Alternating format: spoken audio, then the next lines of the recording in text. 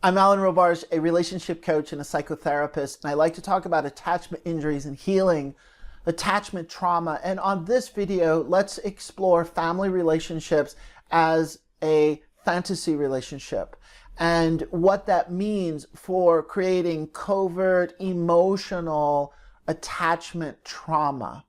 A lot of words that might be off-putting and confusing. I'm just going to repeat it again.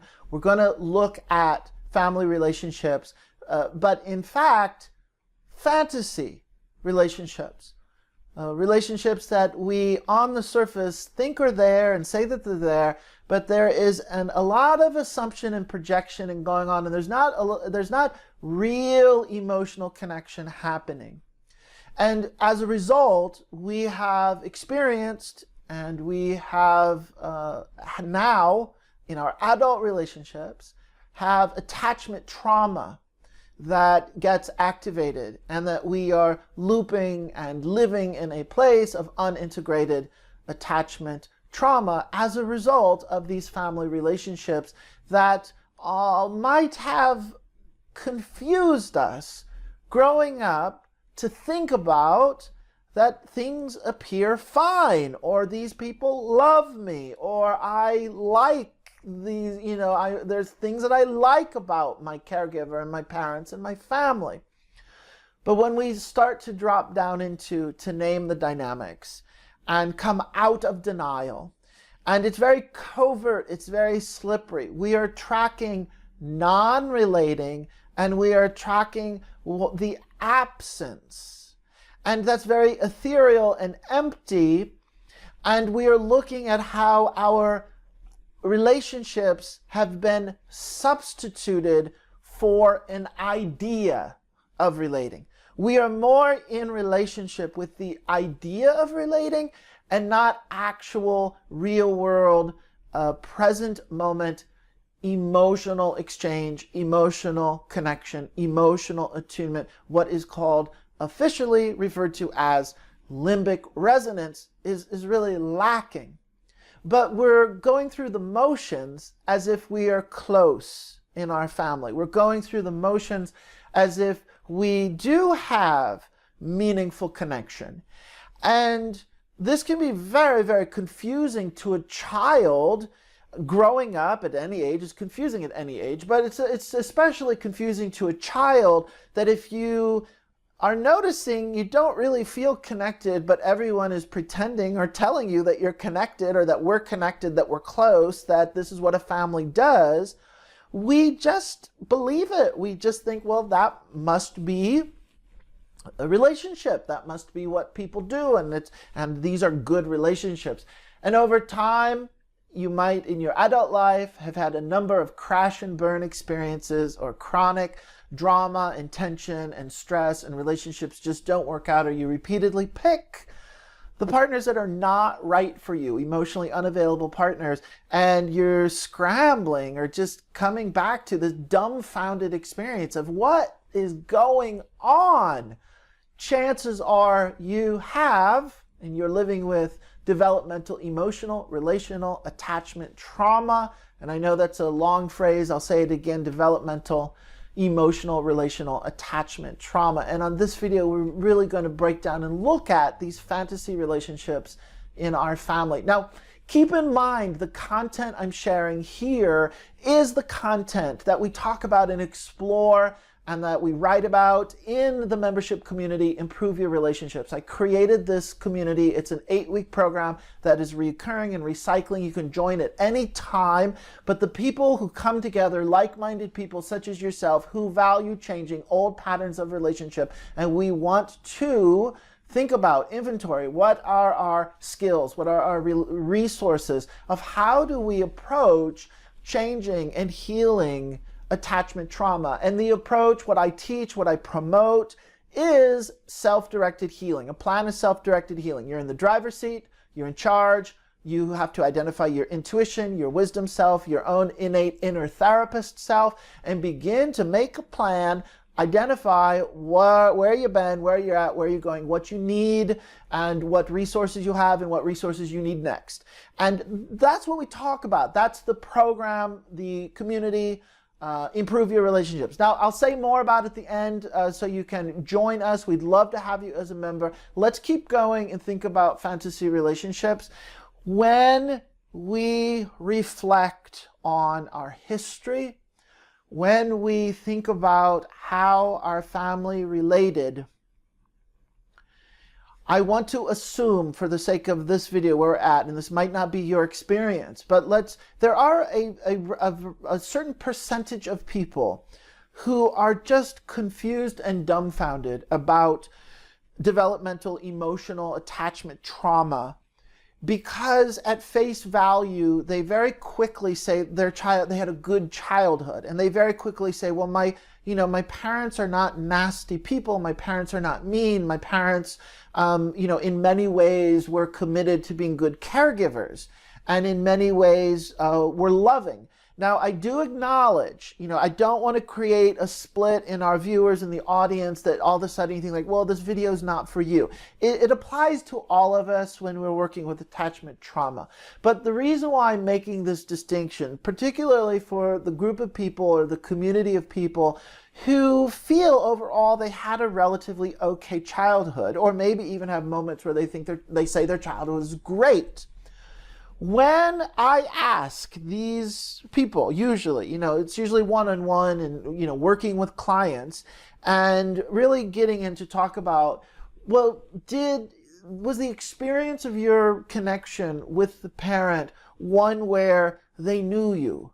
They really knew you as a person, and they were curious to know your experience, and they would ask you about your inner world, and they want to know your dreams and aspirations, and in the process would reveal themselves and would slow down enough to be present and available, not busy, living life, taking care of the family, always working, always doing things, or even out of the home, or distracted by some of their own personal mental health challenges, such as distracted by depression, distracted by an addiction, distracted in their own drama of relationship. But the parent, and this gets a little challenging to talk about because we don't want to create confusion in the sense of an inappropriate friendship, but from the spirit of really wanting to know the child. And historically, there's depends on the generation. There's changes generation to generation, but this cultural idea of children are to be seen and not heard was this idea that we're not really going to engage the child, and the child needs to mind their own manners. The child needs to be self-contained and don't make a peep. Don't pull us into interaction and engagement. Go do your own thing, and as long as you're out of our hair, then we'll say like, okay, parenting and family life is going okay. So let's say you're growing up in this family where certain needs and being cared for are successfully being offered, and credit to your parents for being able to be wonderful parents to do that. And by all of these reasons I just said, for whatever reason it is, there is a disconnect, there is a distraction, there is a not being available. So what this means is that the parent is developing an idea of the relationship. The parent, in their mind, their thought, how they think about the child and how they think about who the child is, they have good feelings, and they feel warm, they feel love, they value the child, but they're not actually acting on it. They're not actually engaging the child. They're not really reaching out to know the child's experience. And over time, this creates an imbalance where that means the primary amount of the relationship is not taking place in engaged emotional engagement or emotional attunement or real world interaction. A lot of the relationship is just taking place in our minds that we assume that we're connected. And children learn from the environment that they're in, and children learn from their parents and what, and this isn't even conscious. We just subconsciously inherit behaving these ways. So if the child observes and sees and notices, again, subconsciously, that the parent thinks everything's fine and we're connected and we're emotionally, this is relationship, but in fact, the parent is more in relationship with their own idea of the child and not with the actual child. And then the child inherits this, and the child also believes that, well, we're in relationship because, that's the place I hold in my mind. It's an idea. We are connected. We love each other. We're in a good relationship. However, this is how also promotes a kind of denial. And we are delusional. I mean, that's a hard word to hear. It's very much like the ground that you have starts, what you thought was ground is no longer ground, and all of a sudden you're on quicksand and it feels groundless, and you start really looking at it and thinking, did my family actually engage me? Did my family want to know who I was? Did my family show up to offer and reveal through vulnerability what was going on for them? Or were they playing a role and a part and hiding behind that role and a part? And did they invite and train the child to play the same role and play the part? Well, we could say that overall, this is supporting and creating fantasy bonds. People are more in relationship with the fantasy of being in relationship than the actual relating. And when you start to inventory the history of when did you share emotional awareness and connection, and when were you both, experimenting with asking about each other's vulnerabilities and inner world and inner life and dreams and aspirations and who you're becoming and how you feel about certain things, and really getting in there and holding space, holding presence, being emotionally able to sit and to observe and to be with each other. This is advanced work. This is challenging. This is a skill. And because life is hard and demanding, and trauma has a family legacy and it gets passed down through, and many things happen that we get derailed and we just can't do this, which is why we say parents did the best that they could do, and they're still doing the best that they can do, and in many ways, don't have the skill themselves because of their parents, their history. And if we are going to pull out of this dysfunctional system of fantasy relationship, we have to inventory and look at what didn't happen. We were in relationship with absence. It was an absence covered over by the idea of fantasy that we're connected, when in fact, I hate to be the bearer of bad news, we're not connected. We weren't connected. Now, that creates a template. That creates a way that we approach, say that's, our brain codes that as that's relationship. That's what you do. Do it again in your own adult life. Do it again in your significant other relationships. Get married and create a relationship of absence. And very quickly, simultaneously, our nervous system is hardwired to pick that up as an alarm and a sense of emergency, that if we're not connected and truly honest in a real, emotionally present, available, attuned way, then our nervous system takes off, and I refer to it as like a Christmas tree lighting up. My nervous system lights up like a Christmas tree, and there is this primal panic of we are acting as if we're close, we're acting as if we love each other, we're acting as if we have an emotional connection and a relationship, but in fact it is so empty and without real substance. There is no real emotional relating. Now, it's possible too, if you had this history, you're going to find a partner that is able to show up and provide absence. And I call this here, not here, or there, not there. In our family systems, our primary caregivers, our parents, other family members, whoever it was, people are there, but they're not really there. And so that creates this feeling of absence. And if you have this approach, this template in your brain, this attachment style, you're going to recreate, you're going to repeat that same attachment style, and you're going to find a partner who can provide absence, which sounds illogical, but it's going to show up initially as, oh, I'm in love because this is so familiar.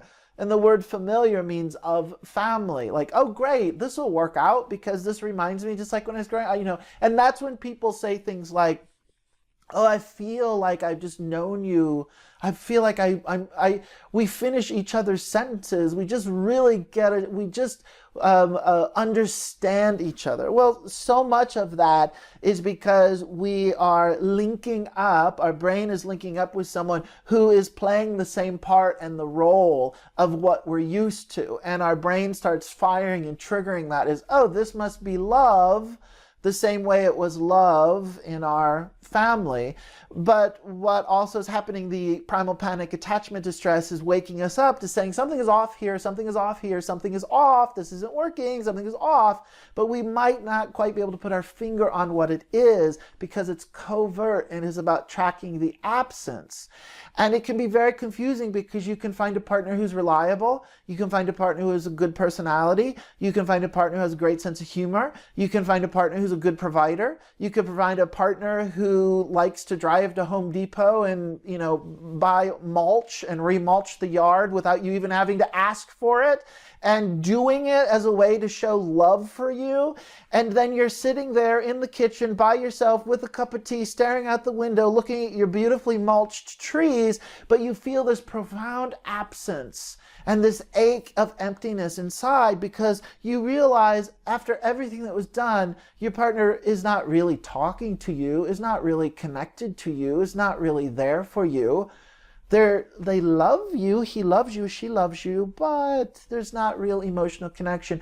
And the grief in that, the crushing grief, the haunting absence, the loneliness, the profound sense of disconnect is going to be exaggerated and all the more intense because it's going to link to the history of also all those times when you really didn't have emotional connection in your family because in fact you had fantasy relationships in your family. People who have really, really good thoughts, I have an idea of what we're doing. I have an idea that we're in relationship, but we're not really in relationship. We don't even really connect or have or share, emotional attunement or emotional exchange.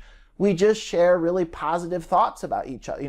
I value you, you value me, but that's just an idea. It's not actually getting in there and having a shared experience where our nervous systems, our body, our limbic system activates, resonates with each other. It's called limbic resonance. And it's in those moments that we really feel a sense of synergy and a dynamic aliveness. And you know me, I know you, we see each other, we hear each other. There's a sense of being affirmed and understood, and we really exhale together. It's a shared experience. That is relationship.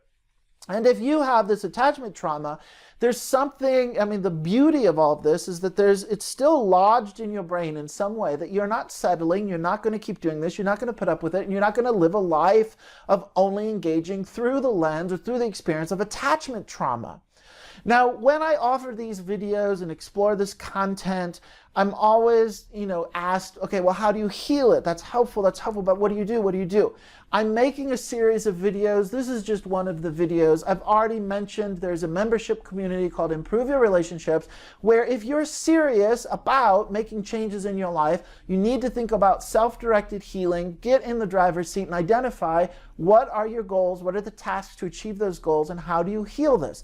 Well, I'm making more videos, and there will be videos specifically about these things I'm going to name, but it is important in this moment at least to name them so that we have a game plan.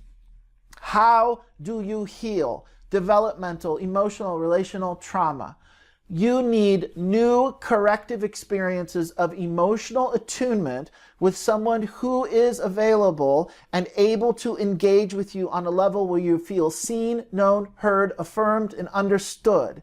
And as you practice and invite and experiment with new corrective experiences of emotional relating, you are going to rewire your brain. So this is not just psychological in the sense of change your attitude or dissect or analyze your psychology or how you're feeling about it. You need real world experiences, new corrective experiences that are going to rewire your brain. And what we know about the brain is that it has a function called neuroplasticity, which means we can overwrite old programming and create new ways of being in relationship. This is very, very good news. And this is also the result of the research and what we know coming out of the research about trauma, and then very specifically as that research gets applied and channeled to looking at attachment trauma. Number 2, if you are doing this, if you're on plan to be conscious and consistent and intentional about a healing process, then you are going to enter a grief process. Grieving process is a healing process, and a healing process is a grieving process.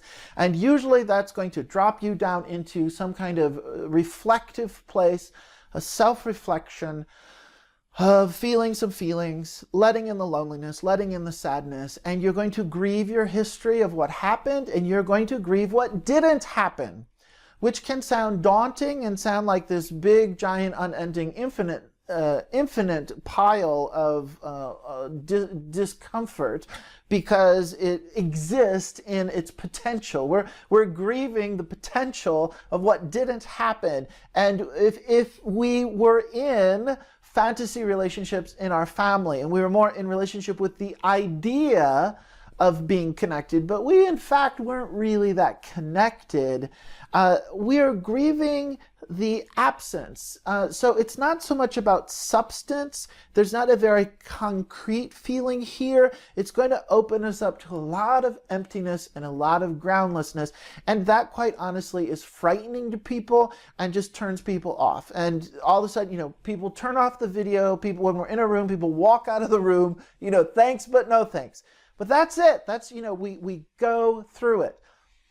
Number 1, new corrective experiences of emotional connection to rewire the brain. Number 2, enter your grief process and participate in a conscious plan of grieving what happened and what didn't happen.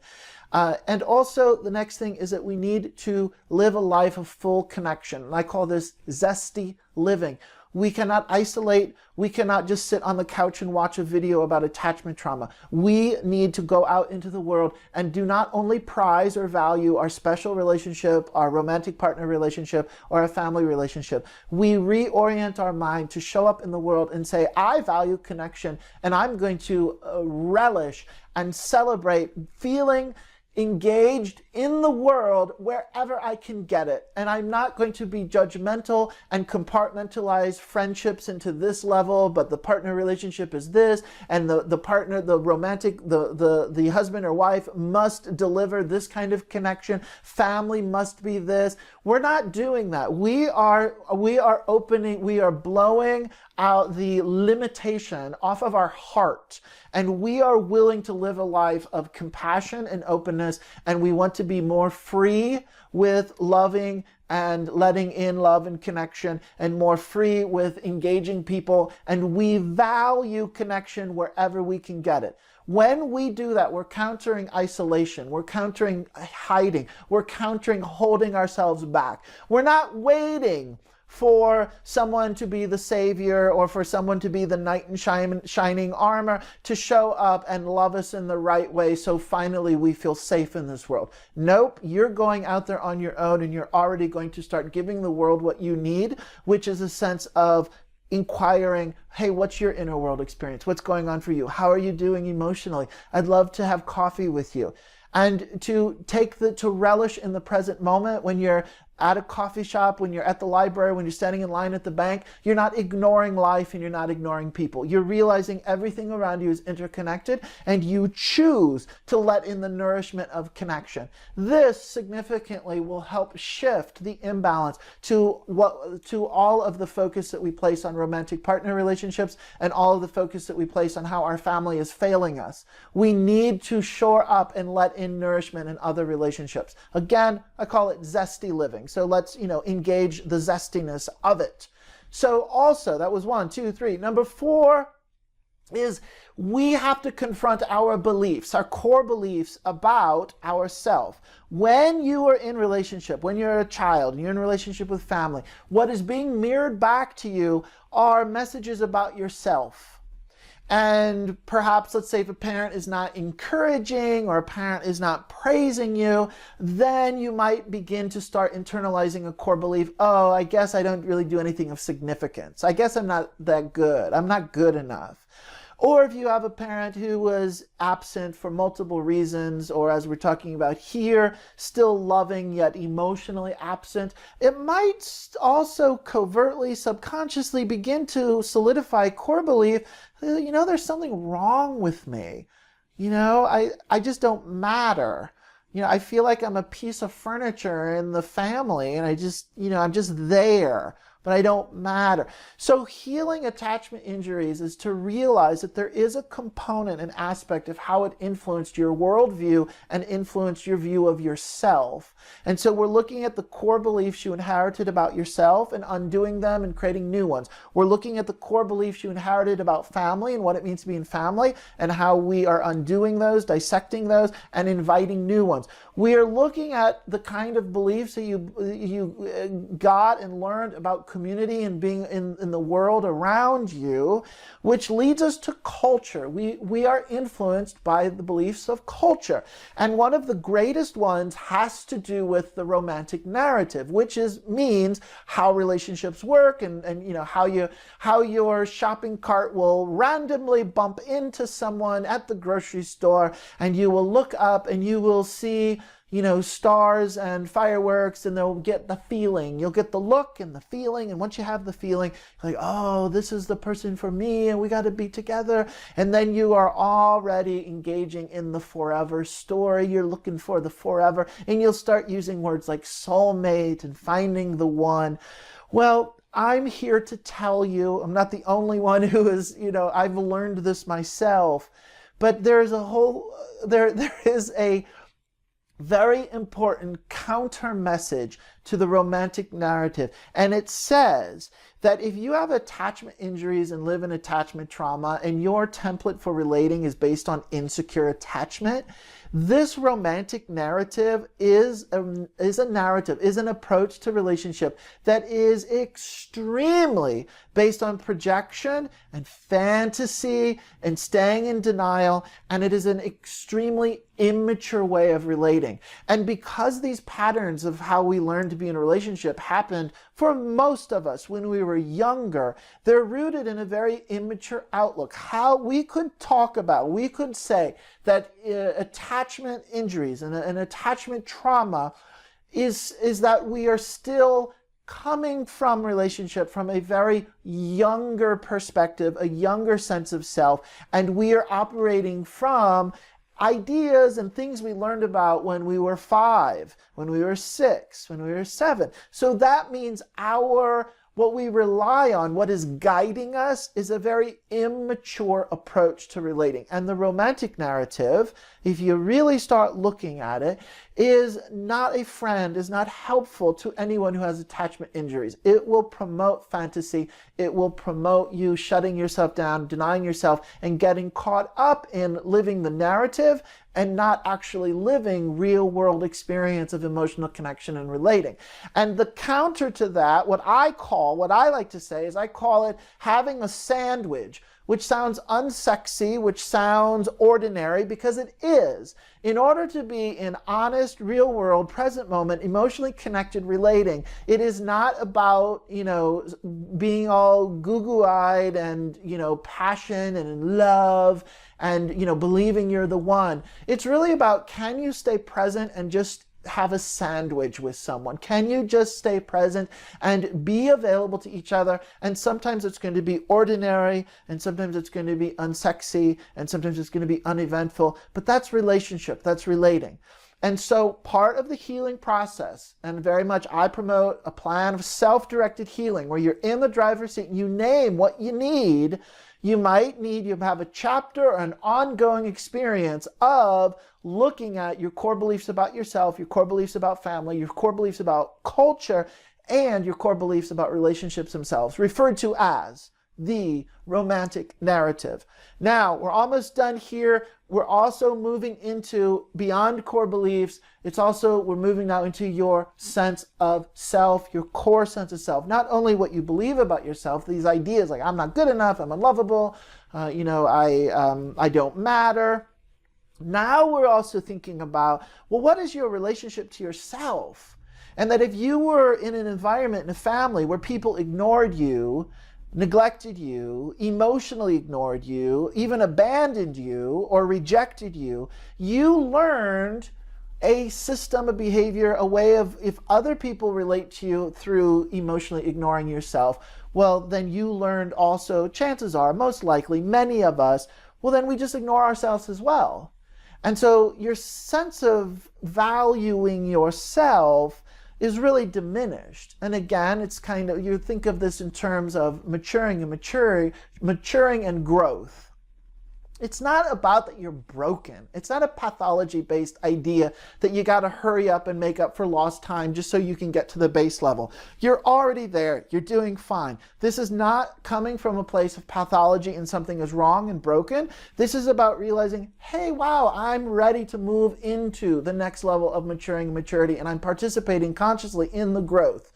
My self-growth, my self-worth. And how I'm going to do that is begin to practice kindness and self-love and compassion. And this counters shame. Because if we have the core beliefs, before I was just focusing on the belief, the feeling state that comes with those beliefs is that of shame. If I'm not worthy, then there's something, the feeling in my body, the felt sense of being unlovable, unworthy, and not good enough is that I also then direct that aggression towards myself and I belittle myself. And something's wrong with me as a human being. I'm fundamentally flawed. I'm broken. And we have this, it's not just an idea at that point, it's also an internalized sense of feeling bad about being ourselves.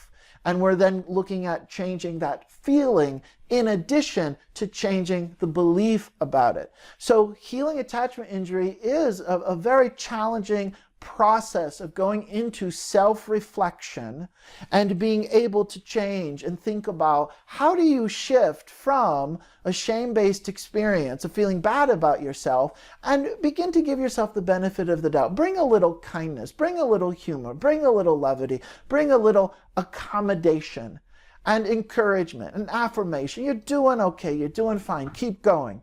So now lastly, in addition to strengthening your sense of self, and this is countering the shame, we are also looking at our tolerance for accepting crumbs of emotional non-relating. And this comes out of the byproduct of our family, when we were with our family, and that we were trained to be okay and to tolerate crumbs of non-relating. So it's going to sound a bit counterintuitive, but we actually want to practice and learn in tolerance. We are taking our assumed tolerance for accepting people who are emotionally absent, and now we want to very consciously say, how can I create different boundaries, raise my standards, be more demanding, and I'm not going to tolerate someone who emotionally is absent. I'm not going to tolerate someone who just emotionally checks out on me. I know that relationship is about presence and awareness and being available and openness and sharing vulnerability.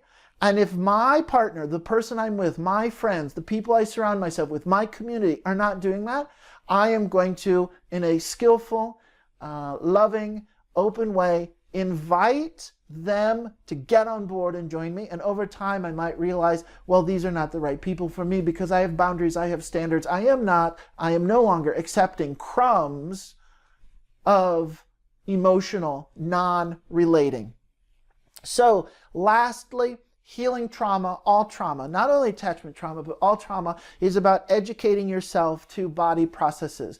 And a healing process, to do healing work around trauma symptoms, is to really cultivate an awareness of paying attention to your felt sense of your body and to wake up to recalibrating your nervous system and allowing your brain and nervous system to come into a different sense of synchronicity where you're not so emotionally blown out and always living in a state of fight, flight, or freeze, and that your relationship itself and emotional disconnect will not trigger a trauma response of panic, of primal panic, and the anxiety that comes with that, the distress of something's wrong, something's wrong, something's wrong.